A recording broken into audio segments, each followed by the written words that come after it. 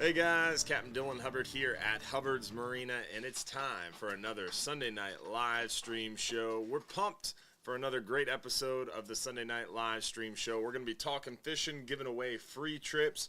We've got $1,500 in free stuff to give away tonight and every Sunday night right here at 7:30 p.m. on the Hubbard's Marina Facebook, Instagram, YouTube, Trovo, and Twitch pages. We're streaming live to multiple platforms and multiple different pages. We want to give away free stuff, talk about the weather, show you what we're catching, talk about what's coming up, and answer your questions live during the show.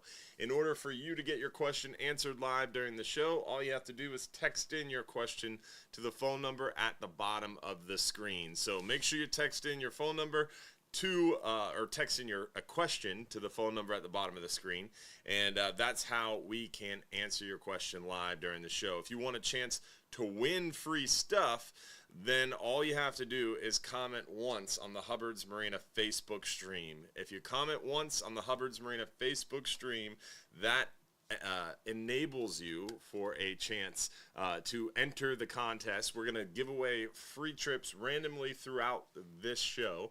How it works is you comment once on the Hubbard's Marina Facebook stream, and then once you've commented, you're entered for a chance to win.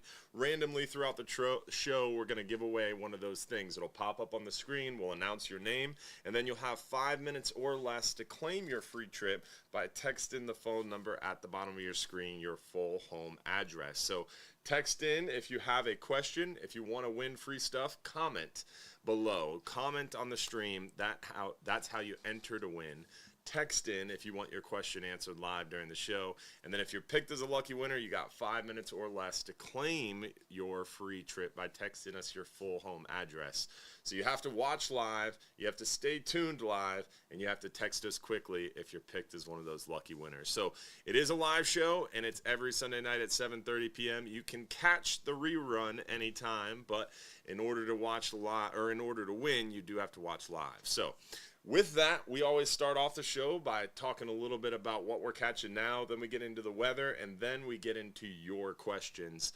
Now, first things first, want to make sure we give a shout out to our friends over there at Gator Jim's Tackle, 3301 Pinellas Point Drive South in St. Pete. That's our friends at Gator Jim's. Check them out and tell them Hubbard's Marina sent you. If you bring a young angler with you, they get a free gift if you tell them Hubbard's Marina sent you. So stop on by 3301 Pinellas Point Drive South in St. Pete to see our friends at Gator Jim's Tackle. Also, want to make sure we give a shout out to all the supporters out there who are watching the show tonight. If you're a part of our supporters group, we appreciate you. We appreciate everybody, but the supporters especially for help fueling the show, making this possible, and helping to keep things rolling every Sunday night. Josh is going to drop the link into the chat if you want to become a supporter. It's only $4.99 a month. You get private access to our private group.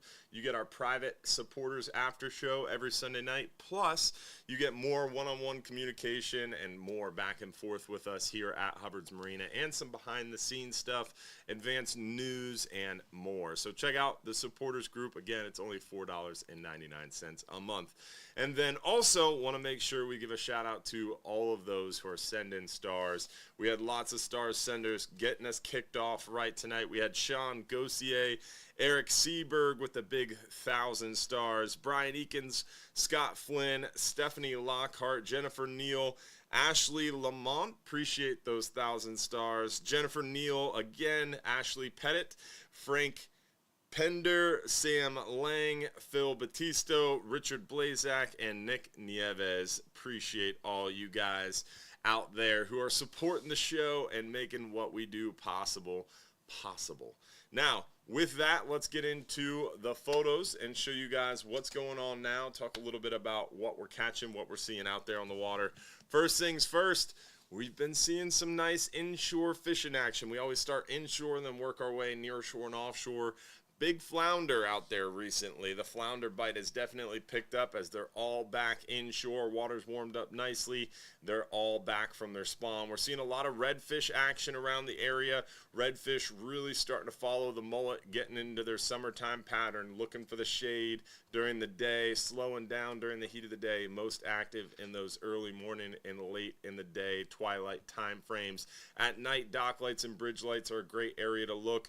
during the day up underneath those mangroves or docks are a good place to look. They're starting to follow the mullet real heavy as well. Our friend Dan the Fishman's on top of them. We're seeing a lot of snook moving around, a lot of schoolies in the bay, around the flats, around the mangrove islands. We're seeing a lot of the big girls in the passes, some nice fish out on the beaches already. Really good time to go target some snook and catch quite a few of them. They're very active right now. The bite is on and popping around the area. So great time to target the snook. The trout bite's still going pretty good despite the warming waters, but they are starting to move quite deeper. We're seeing a lot of trout at night around the dock lights, bridge lights. We're seeing quite a few trout. So good times for the trouts around the dock lights and bridge lights at night. That's kind of a summertime specialty. We're also seeing quite a few of the tarpon moving into the dock lights and bridge lights at night, especially around John's Pass. So that's cool to see, and then a nice addition to our inshore fishery. Near shore and offshore, we'll work a little bit deeper near shore and offshore and show you what we're catching out there. Definitely been seeing some nice fish, and the shark action is heating up. The amberjack season is in full swing. We're seeing quite a few amberjack being caught. I shouldn't say quite a few. We're seeing a handful of amberjack being caught, not a ton, but we're catching them a few on the 10-hour. We're catching a few on the 12-hour extreme, a few on the 39 and 44 hours as well. Nice big flounder from a near-shore adventure, some throwback gag grouper, some nice red grouper action. The red grouper bite has been really stellar around the area, and we're going to get into that quite a bit tonight. Blackfin tuna action really going well out there too. We found quite a few blackfin tuna last weekend on the 39-hour trip.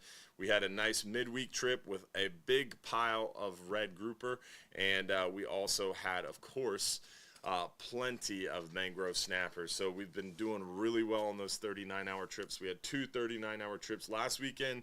We had one midweek, and we've got another one leaving that just got back, of course. So really good 39-hour action, really big piles of fish. Unfortunately, I've been out of town, so we didn't get to bring you those big piles of fish, but we had one last Sunday morning. We had one Thursday morning. We had one this morning as well. Big piles of fish all week from those 39-hour adventures. The red grouper bite's really good. Today's 10-hour all-day, Captain Joe brought home more than 20 keeper red grouper on a 10-hour.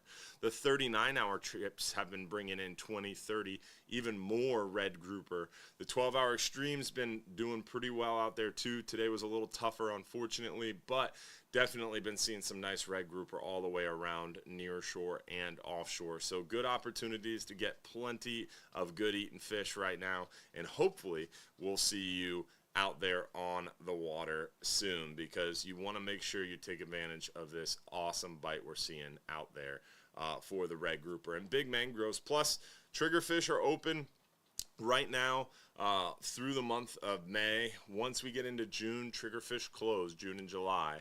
Also, amberjack are open right now in the month of May. They're going to close in June.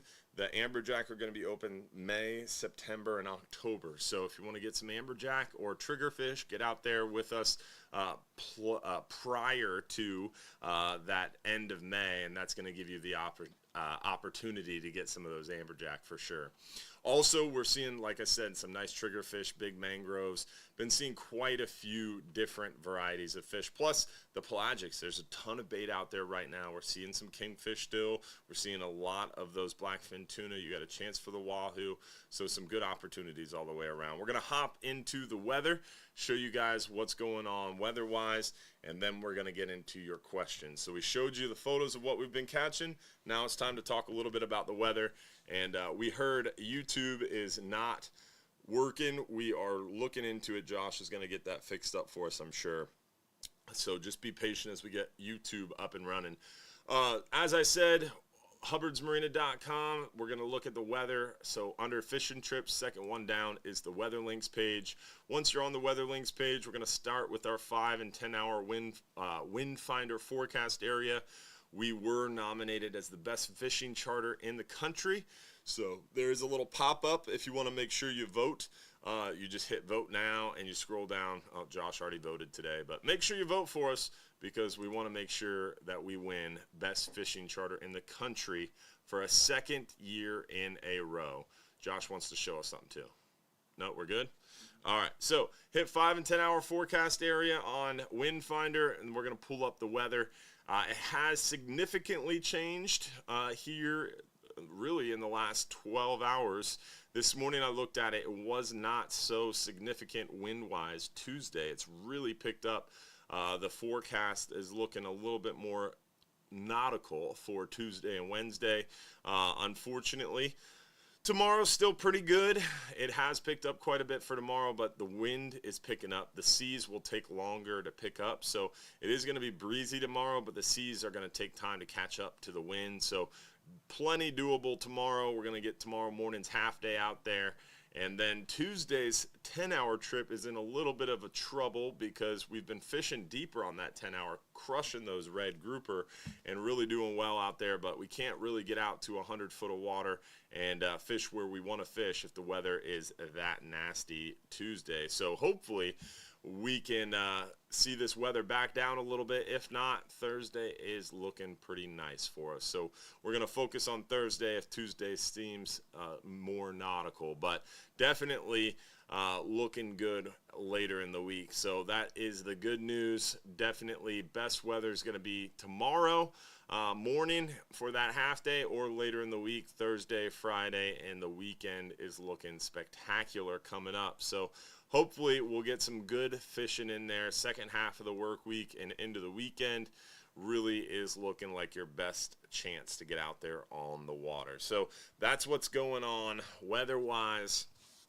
Got a little bit of wind coming at us. We got an occluded front, but I think it could still change. I think Tuesday is not too far away, but I'm still holding out hope because they're forecasting basically two frontal boundaries kind of fighting over the area and potentially causing that south stronger wind. So we'll see if that forecast holds, but there is a strong chance that we could potentially see that switch up quite a bit. So hopefully we're holding out hope that weather will look a little bit better for us come Tuesday. We are on currently the backside of a new moon, working our way up to our first quarter moon midweek. That first quarter moon midweek will mean a little bit of a slower tidal surge inshore around our inshore waters, but near shore it's going to be a good opportunity. So we're live again on YouTube. Yep. Nice. I wonder what happened. That's kind of strange. I'll tell you after. All right. Sounds good. Well, we're live again on YouTube, so that's good news if you're watching on Facebook and want to hop over to YouTube.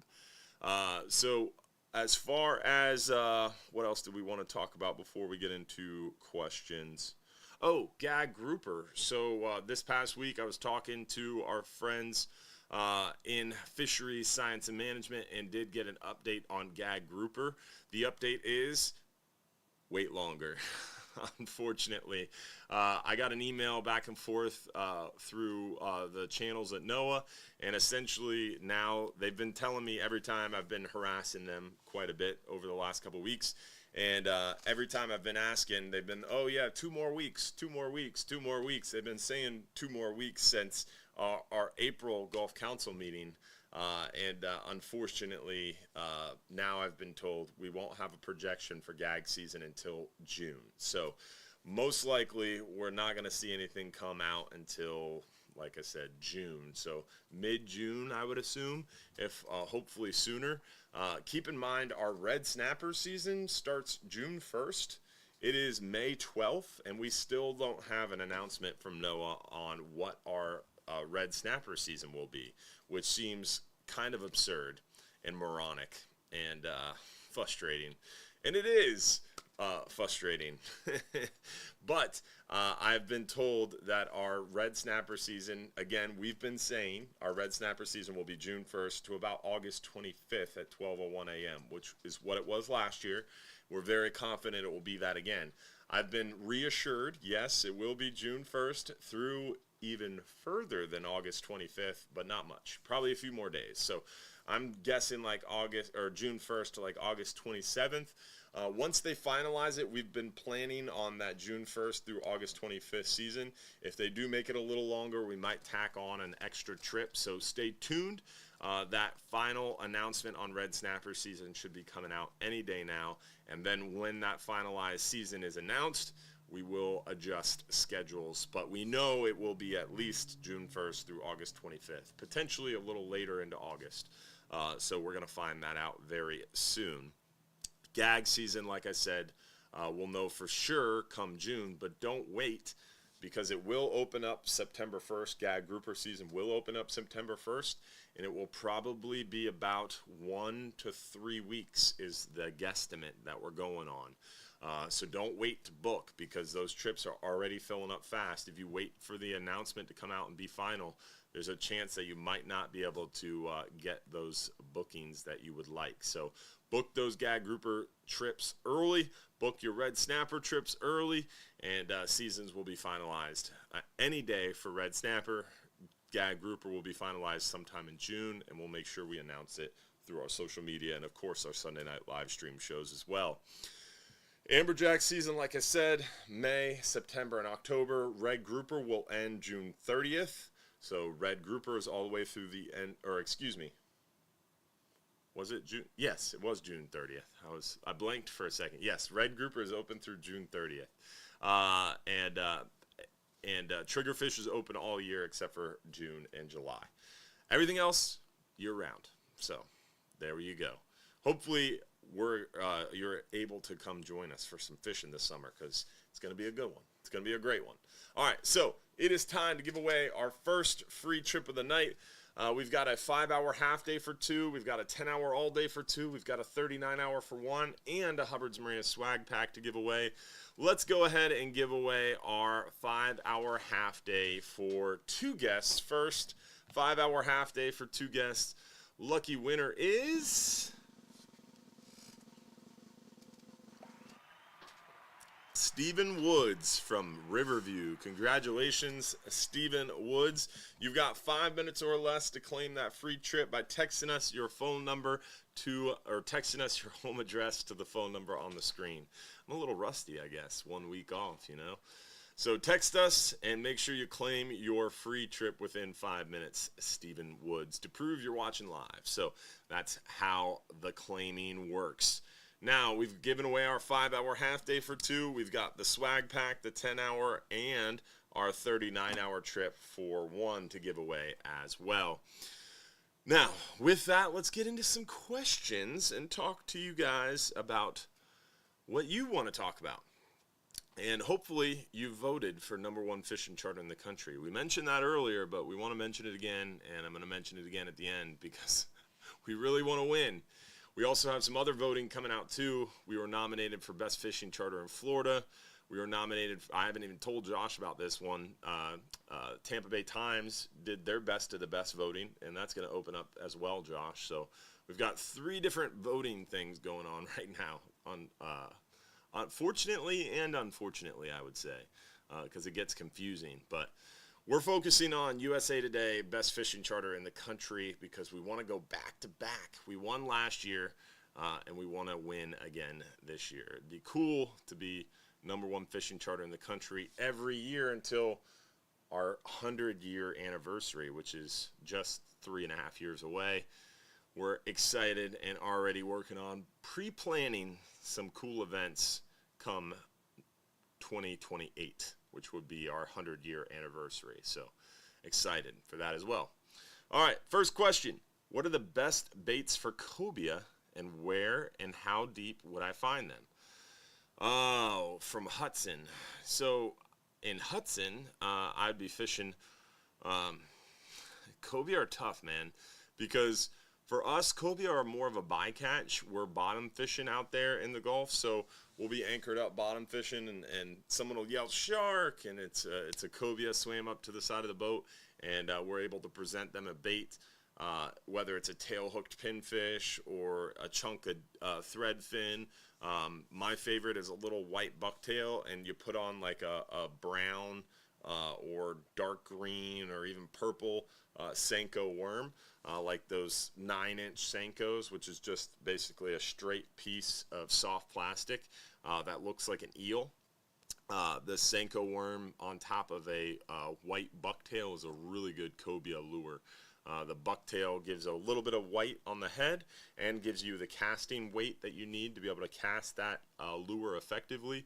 The Senko worm imitates that eel, and cobia love eels. So either that artificial lure setup combo, a tail hooked pinfish, or a chunk of thread fin, whatever you got handy, and present it to that cobia that happened to swim up to the side of the boat.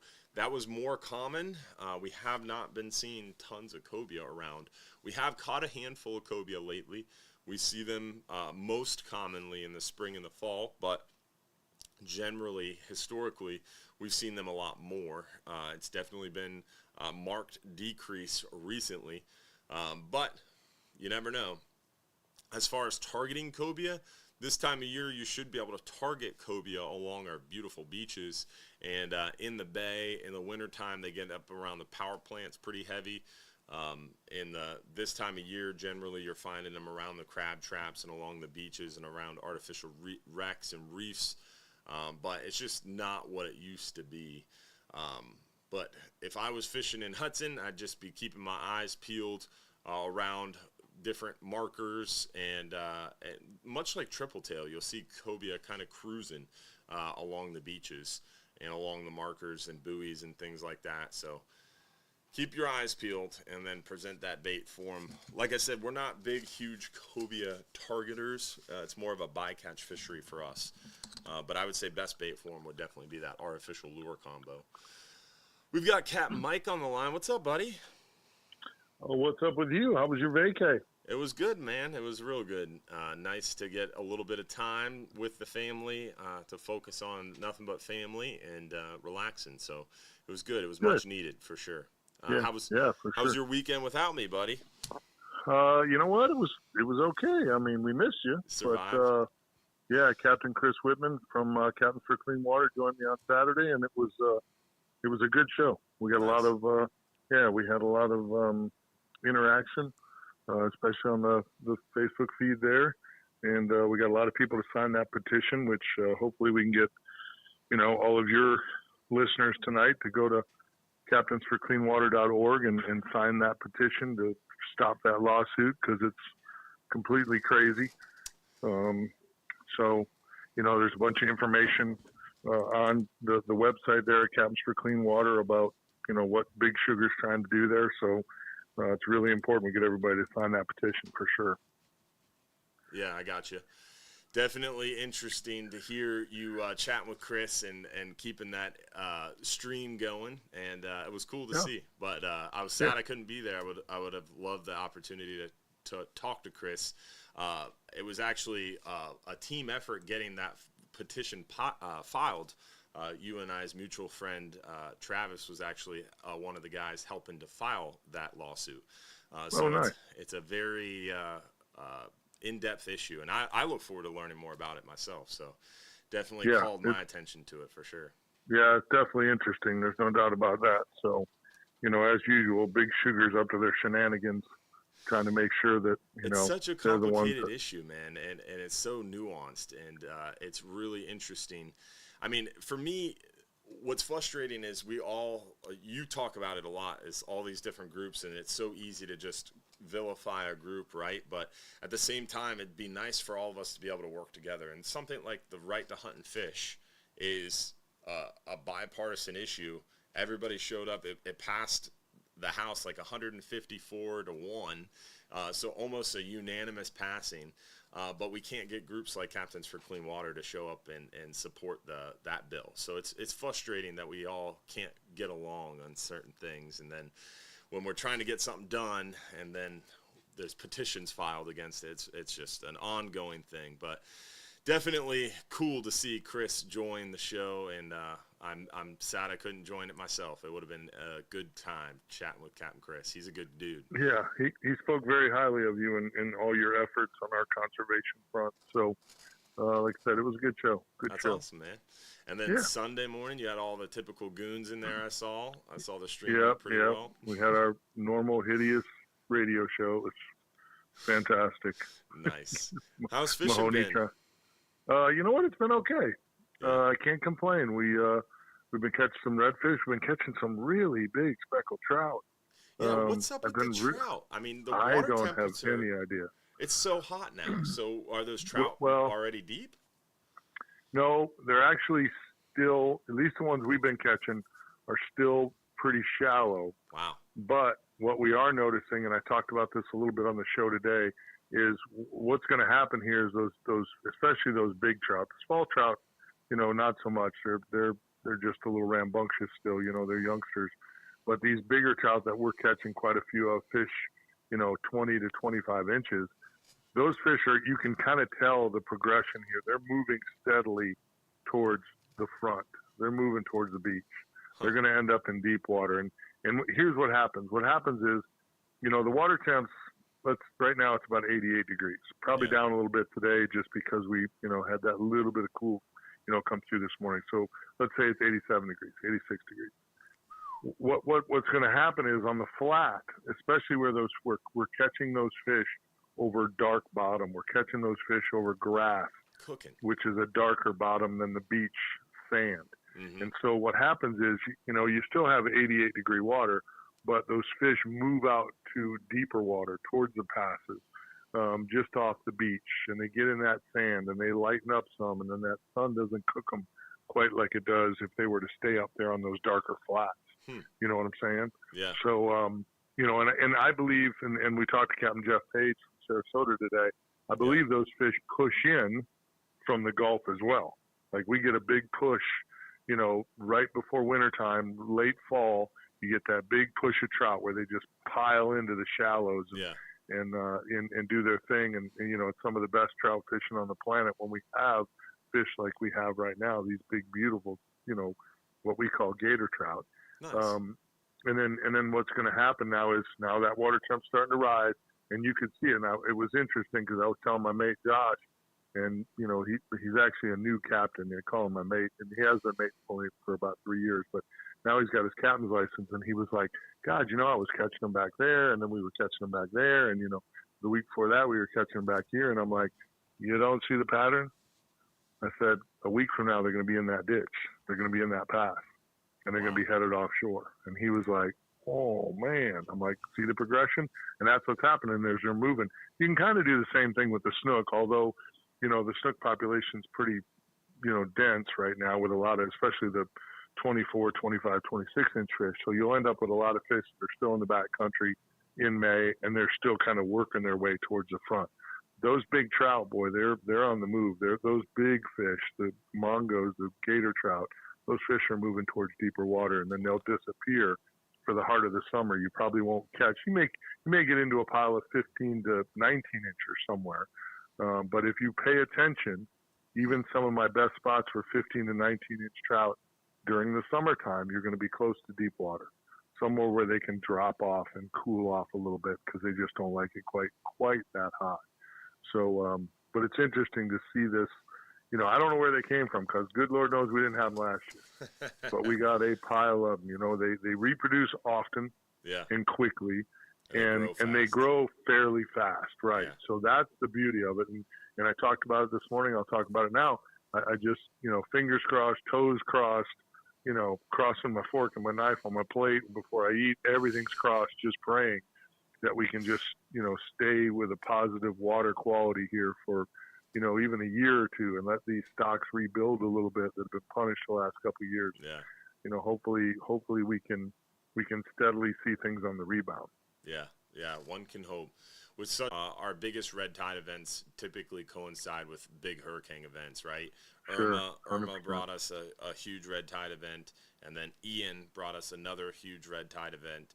The two largest red tide events in the last 10 years have followed Category 4 plus hurricanes that hit the coast of Florida. So that's my big concern. And I totally agree with you. And it's my concern as well. Mm-hmm. Here's the one I'm going to try to spin a positive, which I know everyone who listens knows that's not always, guys. It's not always my strong suit, but I'm going to try to spin a positive here. And it's because of exactly. I think not having Piney Point and having that almost automatic dump that you got out of Piney Point, that water was in Piney Point, you and I saw it. It was horribly nitrogen rich, horribly. Josh, while we're chatting, Josh, can you try to pull up the photo of Florida bleeding behind Ian see if you can pull it up while we're still chatting. That was my big thing. Is I agree with you completely. The Piney Point not being there anymore is a huge positive to our Tampa Bay area. But not the only one, but going to be a huge bonus, I think, for us. And again, once that stuff blooms, it's just bad. It just roams around out there for days and days and weeks, and kills everything in its path. So again, I'm not saying because Piney Point's gone, we're not going to have any more red tide. We all know it's naturally occurring offshore. We get a bunch of big storms, stir it all up. We've got other issues, but I think Piney Point was a big one, especially where it's located right there, close to the mouth of Tampa Bay. I just think that not having that influx of, that powerful, fuel for that red tide is a bonus. So hopefully, like I said, toes, silverware, everything's crossed, just praying. Toes and silverware. Everything, buddy. Everything's crossed. Yeah, one can hope. A lot of tarpon around, huh? Yeah, it's really sexy. I'm going to do some tarpon fishing this week. I got to fish the big South Seas tarpon tournament Friday. I'll be down there Thursday. I'm going to MC the captain's meeting and then fish the tournament on Friday with Ozzie Fisher. Nice. And then MC the awards dinner on Friday night. So looking forward to that. I heard the bite's been really, really good down there. They got a lot of fish. Yeah. So hopefully that will hold true. Our buddy Captain Ed Walker got a sailfish off the lighthouse on the beach, pretty much within sight of the beach. So pretty crazy. Nice. So that means there's a lot of bait. Yeah, that's what that means. And that means there's a lot of bait. Our buddy Bobby has been crushing them. Captain Bobby Woodard. I saw Dave Marquette's posts. It's crazy how many fish are in the pass down there. And then even in our area, our Egmont Key Ferry, I was talking to the captain today. They said they can't stay away from the rolling tarpon schools around Egmont Key. So pretty cool to see here. Well, and I don't think we've talked about it on this show, but Captain Rob Gorda here like 2 weeks ago, maybe. Yeah. Rob said that, he saw a nut of fish roll into Egmont that was maybe the biggest he's ever seen. And quite frankly, at least out of our marina, the O'Neill's Marina, for a Tampa-based tarpon fisherman, he's just about as good as there is. Trey Rodriguez, another really super talented captain that is just mad at the tarpon. I've been talking to him. He's been catching fish at multiple bridges and some fish out at Egmont. And then I got a report this morning that a whole new fresh pile of fish showed up on the beach down there at Sarasota. So, and all those fish poured in. Jeff Page was talking about it. He wasn't sure whether they came from, Mexico and just came in from offshore or if they were working up the coast. But word from that he got this morning was that the beach was choked full of them. So that's a good thing. And then when I get back from this little adventure down to South Seas, and I'm starting my tarpon trips too. So I'm really excited to hear that there's a lot of fish. Should make it fun. Awesome. Well, it's going to be a good one for sure. Yeah, buddy.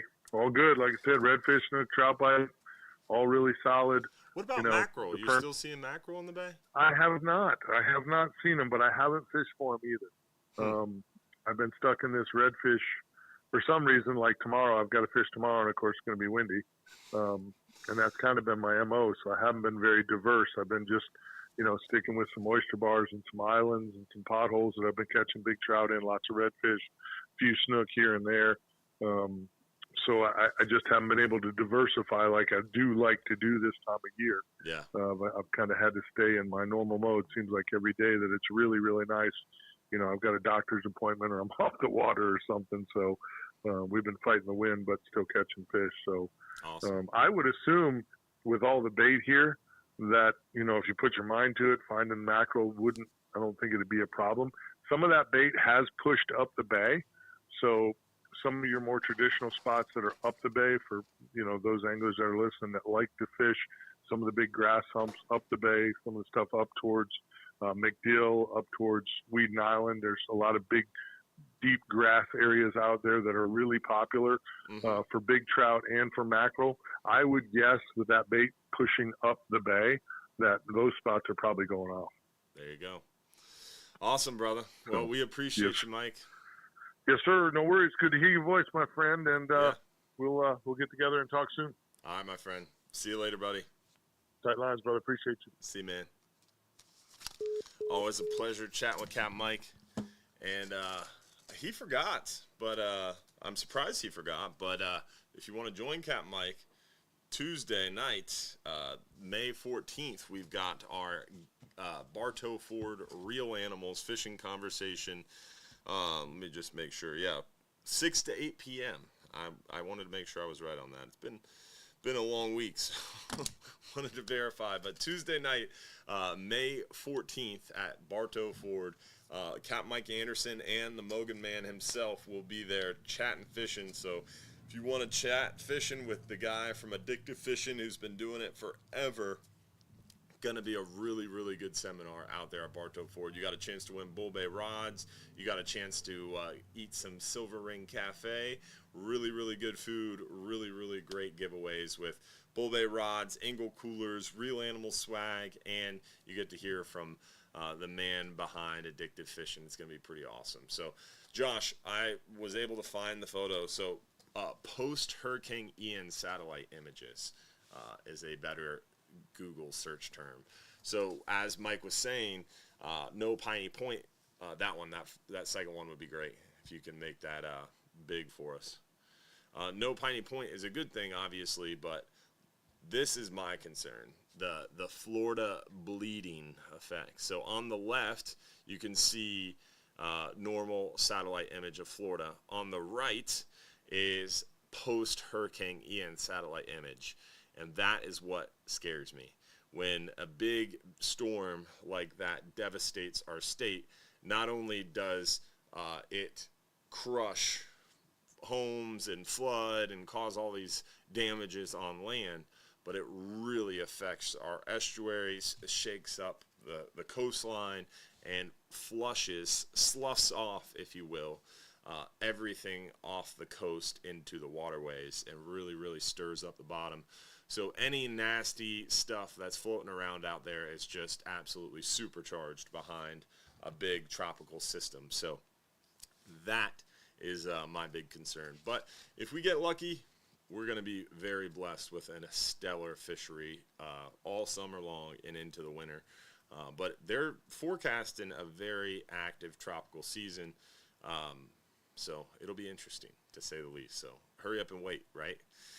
But yeah, Blair Wiggins, Tuesday night, Dan the Fishman, going to be pretty awesome over there at Bartow Ford, 6 to 8 p.m. Tuesday night. So with that, we've given away our 5-hour half day. Let's do our Hubbard's Marina swag pack giveaway.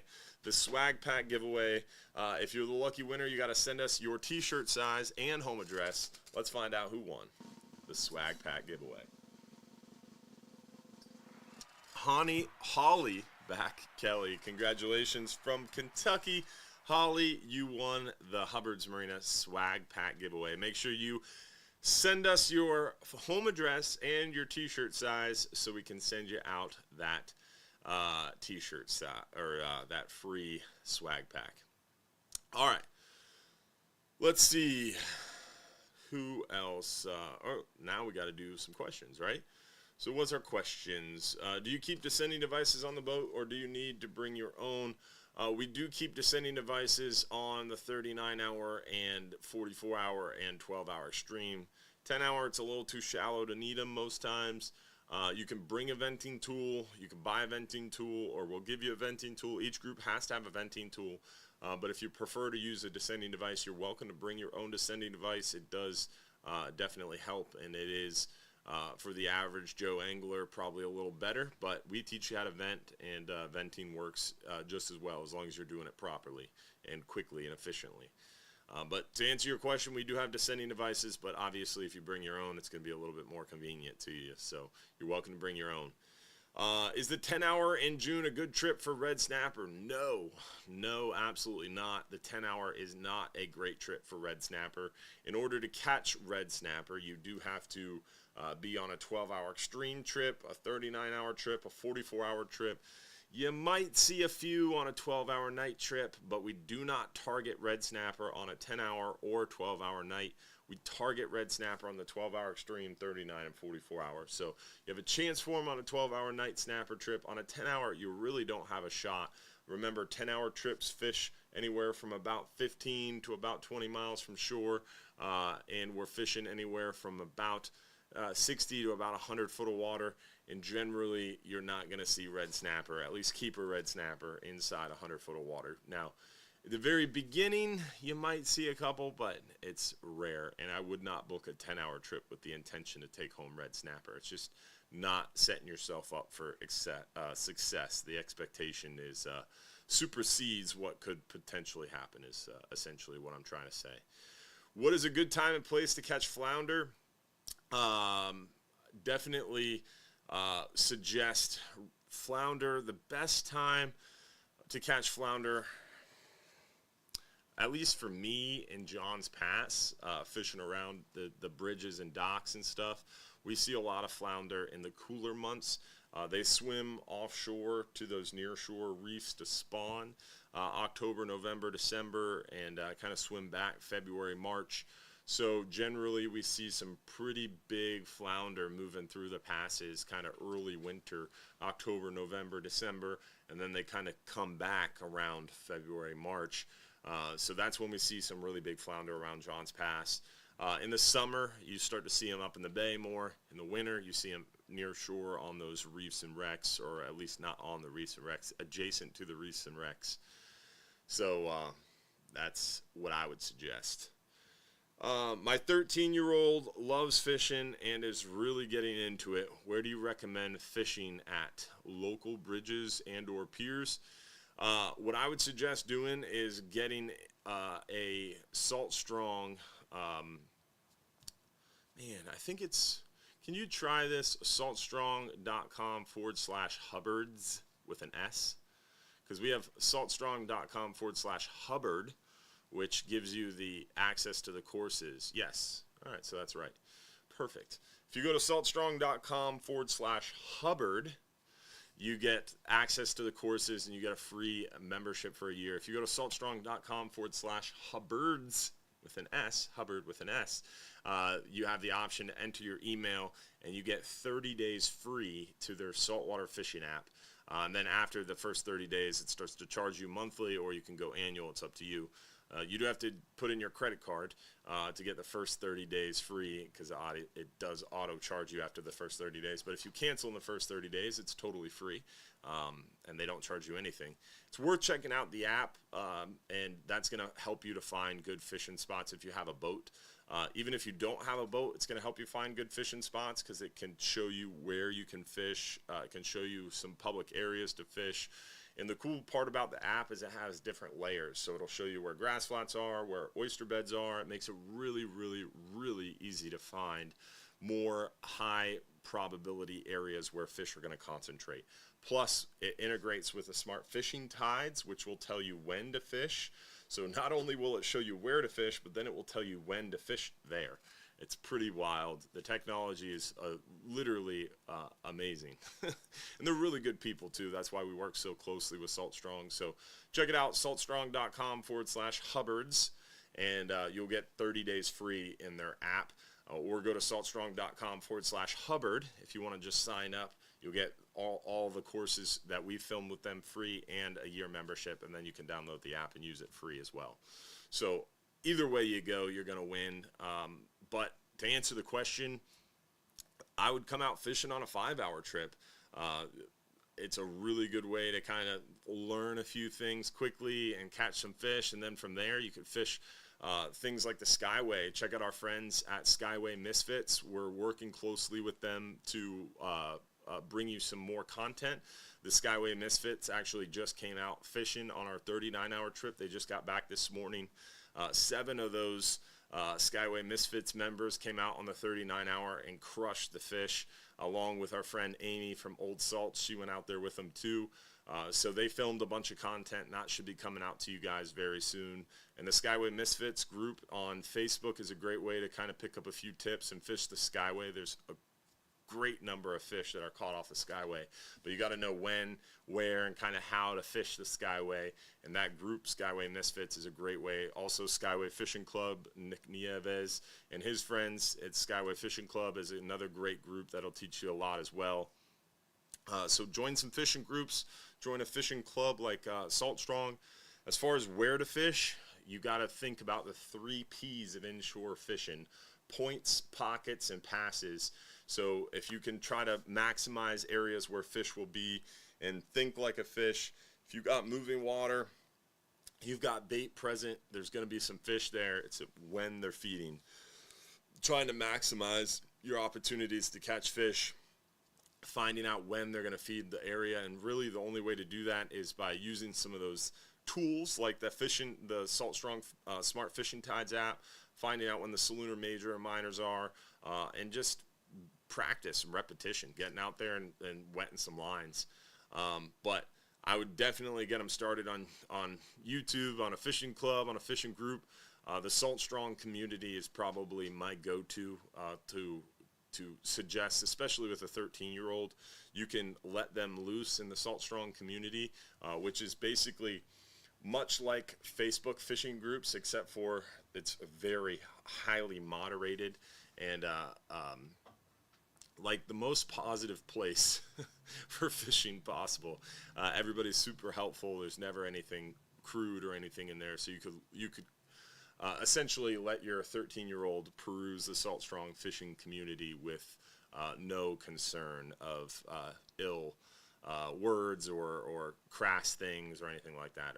Sometimes those fishing clubs and fishing groups can have some pretty crass memes going around. So it's definitely a good suggestion to keep it kind of more kid-friendly, and the Salt Strong community is awesome. All right, so let's see here. Are we allowed to snook fish anywhere on Hubbard's property during the day? Yes, our main dock at Hubbard's Marina is open to fishing as long as we're not actively loading or unloading. But at night it is not open to the public, and Don's dock is not open to fishing virtually any time. At night especially, but during the day it's just too busy down there with fuel lines and stuff. It becomes a little bit of a treacherous place when we get busy, and that can happen unexpectedly. So definitely come down and fish Hubbard's main dock. As long as we're not actively loading or unloading, you can fish off our main dock, but you can't fish off the dinner boat side, because the dinner boat side will complain to the landlord, and they suck. I said that out loud, didn't I? But yes, dinner boat side of the dock you can't fish from. Any advice for bringing a young angler, 8 to 9 years old, out on a 5-hour? I would set them up. The next part of it was, how would you set them up gear-wise? I would set them up with a spinning rod, like a 4,000 or 5,000 series spinning rod, 30-pound test, mono. Make it easy for yourself. Don't put braid on there. Or even 20-pound test, mono. 4,000 or 5,000 series spinning reel, and put a little 2-ounce egg sinker on the line with a 4/0 hook. You don't even need a swivel or anything. Make it easy. Just do knocker rig style. Put a chunk of squid on there, and they will crush it and have a really, really good time for sure. So 2-ounce egg sinker, 3 or 4/0 hook, piece of squid, 4,000 or 5,000 series spinning reel, 20, 30-pound test line. They will have a blast for sure, catching plenty of fish. Let's see. I've got my first 10-hour trip planned for this Sunday. Any tips? What kind of fish would you expect? We're targeting on the 10-hour right now the red grouper. We're catching quite a few of them. We're seeing a lot of red grouper on the thread fins and the pinfish. We're catching a lot of lane snapper on squid and shrimp. We're seeing a lot of mangrove snapper on shrimp and cut pieces of thread fin. We're seeing quite a few different species of fish as well, heads and tails like the gray snapper, porgies, maybe a few sea bass, but the target is definitely red grouper, lane snapper, mangrove snapper. We're seeing a handful of hogfish still, but not many. I would definitely focus on using cut thread fins for the mangroves, shrimp for the lanes, squid for the lanes, and either thread fin, whole thread fin with the tail cut, or live pinfish for the red grouper. If you want to throw in some shrimp, you can. They're going to help you catch lanes, mangroves, maybe a hogfish, but I wouldn't go super crazy with the shrimp, and I wouldn't go super crazy with the pinfish either, maybe a dozen or two, and that's all you need for sure. Some people get like 4 dozen pinfish, and that's just too many. 1 dozen is good, 2 dozen is plenty, pinfish-wise. Shrimp-wise, 2 dozen, 5 dozen's plenty. When we're targeting hogfish, 5, 10, 15 dozen shrimp even is a good idea, because you're fishing shrimp all day. On a 10-hour this time of year, you're not fishing shrimp all day. So definitely a little bit less needed for sure. I'm on the June 30th trip and I'm trying to catch a red grouper before 12. No. Your trips have to leave and return during open season. So if red grouper closed June 30th and you're on a June 30th trip departing June 30th, there's no chance you're going to be able to keep red grouper unless you're back before the end of the day. So if you're leaving on the 39-hour June 30th, that doesn't get back until July 2nd, you would not be able to keep red grouper, because the trip would leave during open season but return when the season is closed with illegal fish on board. So no shot at keeping red grouper if you leave June 30th on a 39-hour. Ooh, are you guys looking forward to red snapper season? No. Yes and no. Red snapper season is good from a business standpoint, because everybody and their brother thinks that's the only time of year to go fishing, apparently. I don't like red snapper season because it creates this high demand for a fish that, in my opinion, doesn't taste as good as other fish, and also is really easy to catch, and is just, in my opinion, way, way overrated. So everybody wants to go fishing during June and July and August, which is the 3 hottest months of the year. Everybody's out there, so it's really busy, and the boats are more full. And then in better times of year, like right now, we're rolling out there with 25, 30 people, super light load, catching tons of fish. So I don't like red snapper season for that reason, because it's overrated. They're not as good as a mangrove snapper. They're not as hard to catch as a mangrove snapper. They're just, you can Google catching a fish on banana, and these idiot red snapper will eat bananas. They'll eat a spoon with a hook on it. They're just really, really easy to catch. They're stupid fish. And unfortunately, because the supply is low, because the season is small, because they're talked about so much, they're just like a household name. So everybody hurries up and waits. I have people that will not fish any other time of year except for when red snapper's open. And they'll fish 8 times during a 2.5, 3 month season. But then they won't come fishing at all outside of red snapper season. And then they'll complain that trips are busy and that there's too many people around. It's like, well, hey, come out with us in May when it's not so hot, weather's gorgeous, and there's 25 people on the boat. The boat's 40, 50, 60% full instead of 100% full, you know? So I don't like red snapper season from that aspect. Is we have a lot of people that unfortunately only fish during the hottest months of the year when we're the busiest, and then they have a lot of unmet expectations because they're wanting it to be more like the slower times of year where we're catching tons of fish. And it's frustrating because there are other times of year that are so much better that still have plenty of fish to catch, except for those red snapper that everybody wants to catch. So that's the challenge. So yes, I'm looking forward to it, but no, I'm not looking forward to it all at the same time. I know you don't have specific trips that target just scamps. Is there a particular time of year that is best and method to target scamp? Scamp grouper are a unique grouper, generally more deep water. We are seeing a little less scamp than we have historically. Mostly we catch them in deeper water. Generally we catch them out there closer to like 120 foot or beyond. They have to be 16 inches to keep. To target a scamp, 60-pound test, a 7/0 hook, and a medium pinfish is a good idea. I catch them a lot targeting mangrove snapper, so just double snell rig and a thread fin. You'll see some scamp occasionally. But a small to medium pinfish and a little lighter tackle is a good idea for the scamp. But it's one of those things that are a little bit of a bycatch, and we definitely have seen less of them in the last few years overall. But you still have a chance for them. We generally see them deeper. As far as time of year, it's pretty steady. We generally see them deeper, so when we're fishing deeper, we'll see more of them. So in the summer, when the water's hot, we're fishing deeper, trying to target those red snapper that everybody wants to catch. We do see quite a few more scamp. In those winter time when the weather's good and we're able to get out there deeper, we see quite a few scamp too. So just depends on where we're fishing, when we're fishing, that kind of thing.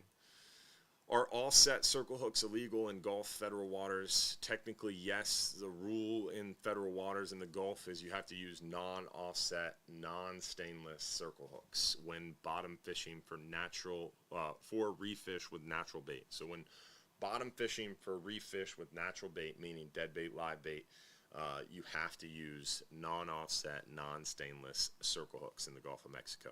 That's the rule that we have to tell you. If you're using a jig, that's not natural bait, so you can use J-hooks. If you're not bottom fishing, i.e. if you're flatline fishing, you're trolling, you can use J-hooks. If you're flatline fishing, if you're knocker rigging, you can use J-hooks technically. But if you're bottom fishing, dropping to the bottom with natural bait, you cannot use anything other than non-stainless, non-offset circle hooks. Is there a limit to how many tagged fish you can catch in one trip? Don't know what you mean by that one. Probably are you allowed to catch and keep more than one tagged fish if you catch them? Yeah, I mean tagged fish, like the research tags fish. There's That's what I. yeah. I'm confused by the question because we don't see a ton of tagged fish, but when we do see them, you just call in the information. With the tag number, the approximate area that it's, we have little postcards that you fill out, and then you send in the information, you get a t-shirt. Let's see here. What other questions do we have?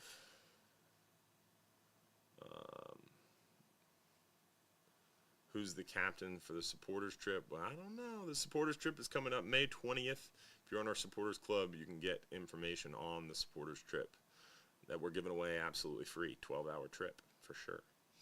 Are you going to the Bartow Ford conversation Tuesday night? No, I will not be, unfortunately. I have stuff scheduled. I'm supposed to be fishing Tuesday. I was supposed to be fishing not this past week, but the week previous as well, and the weather got nasty. This week, Tuesday, is not looking great for me either, unfortunately. But fingers crossed. I will not be there Tuesday night, but it'll be a good one. Blair Wiggins is a really good seminar. I want to be there because the food is great and the giveaways are great, and Captain Blair does a good job for sure. Oh, I gotta sneeze. It went away. All right, so we did the 5-hour and the swag pack giveaway. Let's go ahead and do our 10-hour giveaway, and then we'll answer a few more questions before we wrap up. So 10-hour all-day trip for 2 guests goes to lucky winner Dan Gash Jr. in Port Charlotte. Congratulations, Dan. You got 5 minutes or less to claim your free trip by texting us that phone number on the screen. So make sure you text us and claim your free trip. Let's see here.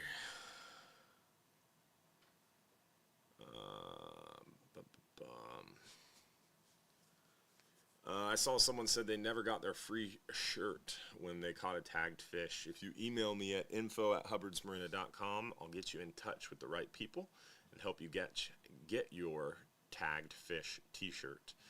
Even if you caught it on your own boat or another operation, we'll make that right for you. Is the Regulars Club a yearly membership? Yes, it is a yearly annual membership. If you go to hubbardsmarina.com, right on our website, hubbardsmarina.com, you can click fishing trips, scroll down there to fishing trip information, and the fourth one down under fishing trip information is the Regulars Club info. There's a video that explains the club, talks about the 3 different tiers, the Florida Fisherman Club being the top tier, the best discount. It gives you half price on our 5 and 10 hour trips, 30% off the 12, 39, and 44 hour trips.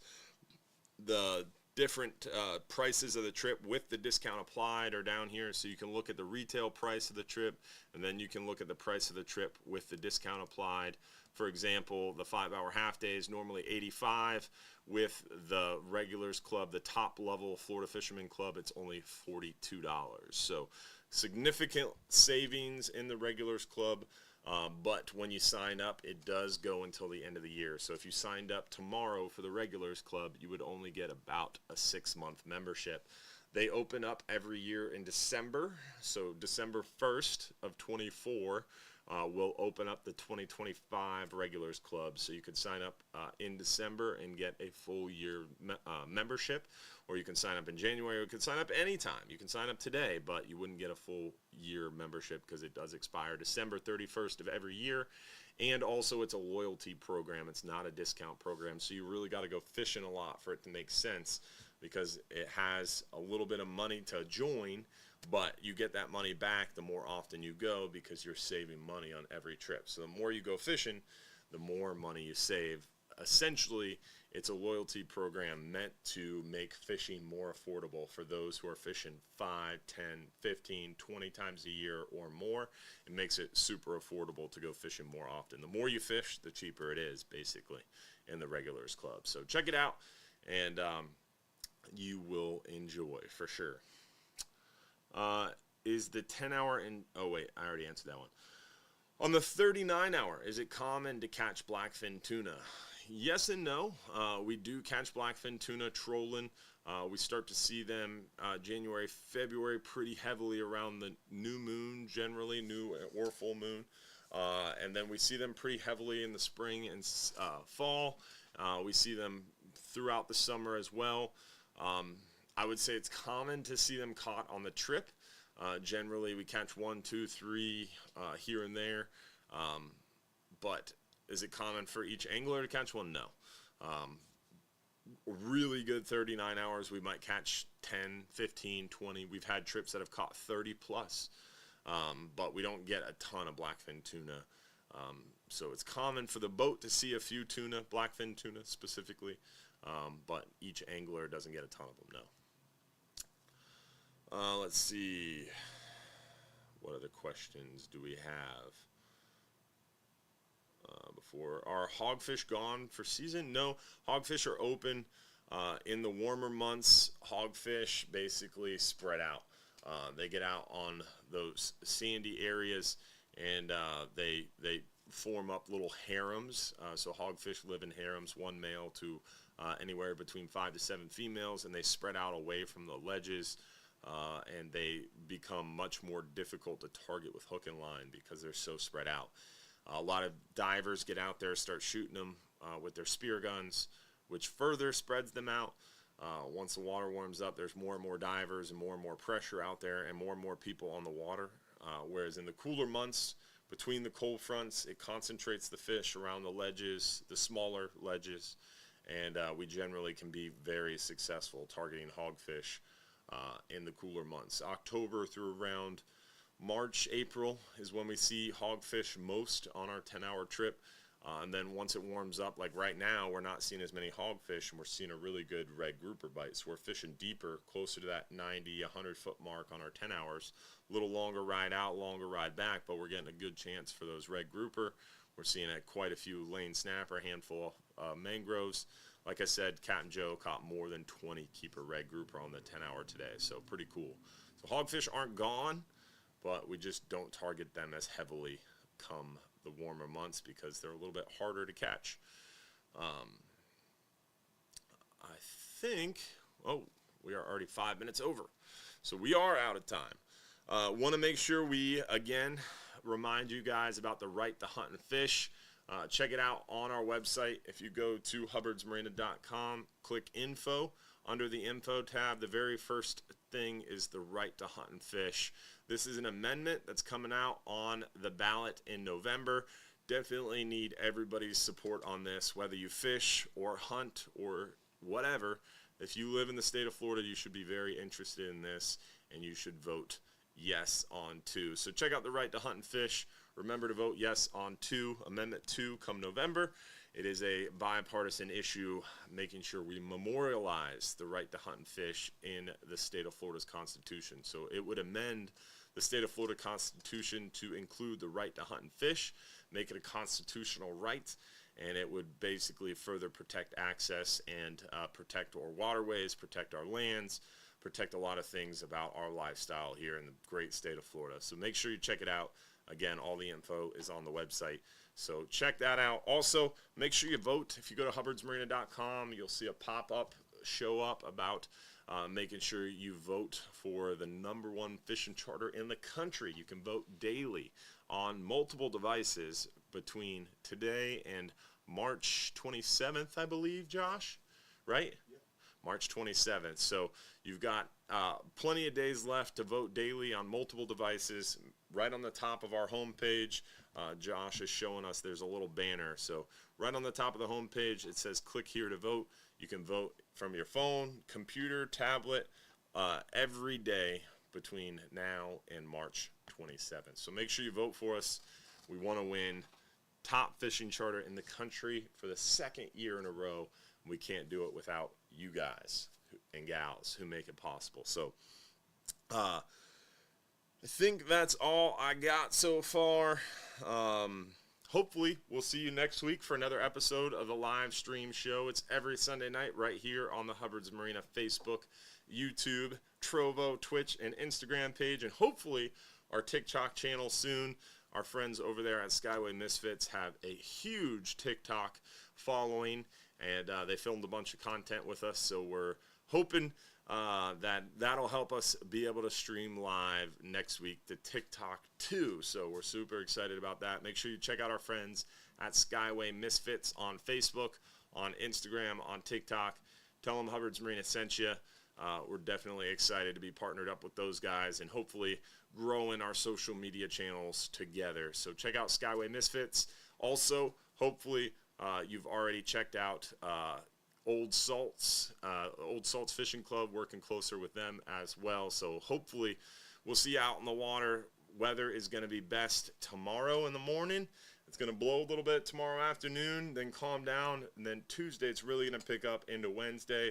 Thursday's looking pretty good, and then Friday through the weekend is gorgeous. So hopefully you'll get out there on the water, take advantage of that good fishing we're seeing right now. With that, it is time to give away our last free trip of the night, our 39-hour trip for one. And then from there, we're going to make sure we get into our supporters after show. If you're a part of our supporters club, we're going to start our supporters after show at 8:50. 8:50. So join us for our supporters after show. It's only $4.99 a month. You get the private supporters access to the private supporters page, behind the scenes info, more connectivity, and the after show every Sunday night. So join us if you're a supporter, 8:50 for the after show. With that, let's find out who won our 39-hour trip for one lucky winner. Lucky winner tonight is Eddie Hubbard. Eddie Hubbard. You won a 39-hour fishing trip for one. If you did not win, you can get a Hubbard's Marina tattoo on your lower arm or lower leg. As long as it's a dominant tattoo, you get 2 free 39-hour trips. So you get a Hubbard's Marina tattoo for 2 free 39-hour trips. Email me at info@hubbardsmarina.com for more information on the tattoos. Hopefully, we'll see you next week for another episode. Hopefully, we'll see you out in the water. Don't forget to vote for #1 fishing charter in the country. Stay tuned to our pages. And don't forget, if you're too busy to go fishing, you're just too darn busy. Thanks for watching, y'all.